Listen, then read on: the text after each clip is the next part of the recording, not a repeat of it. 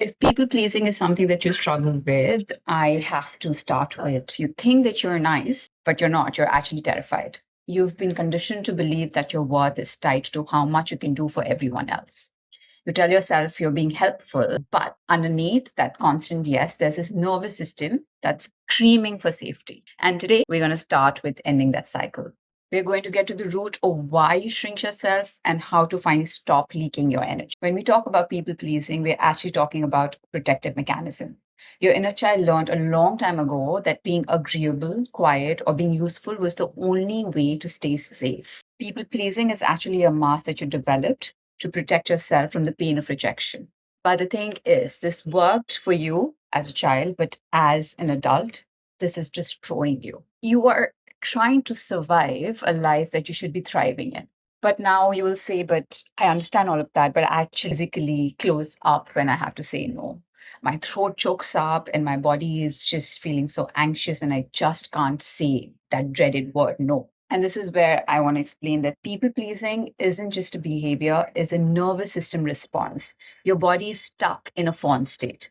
It's a classic somatic response to threat where we lose ourselves to stay safe. If you don't address it in the body, you can't really talk your way out of it. It's not like you can say 1,000 affirmations that I'm strong, I can say no, and then suddenly it's all going to go away. You have to learn how to regulate your nervous system so that no does not feel like there's a 1,000-pound lion chasing you.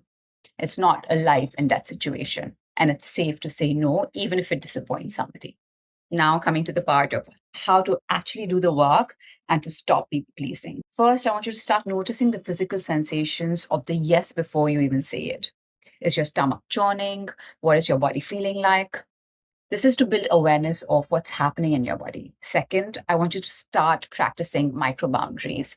We just cannot convince our body that from today, everything's going to change. It's going to be a 360 transformation, and I don't need anybody. I can just isolate myself. It does not work like that. You have to work with your nervous system.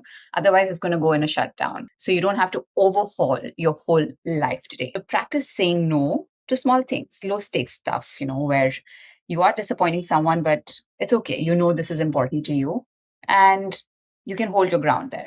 And third is to notice what happens when you actually do say no. How does your body feel? And what the consequence? And how does it make you feel that you stood your ground? The positives, the gratitude aspect of it. So you start building that trust with your body that even if I'm letting someone down by choosing myself, it still at the end of it can feel good.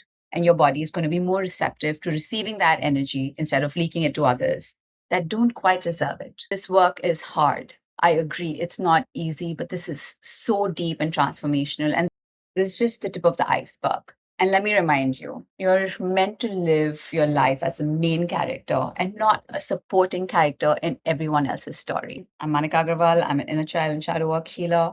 Subscribe to learn more about your everyday behaviors and patterns and how your inner child is controlling all of that.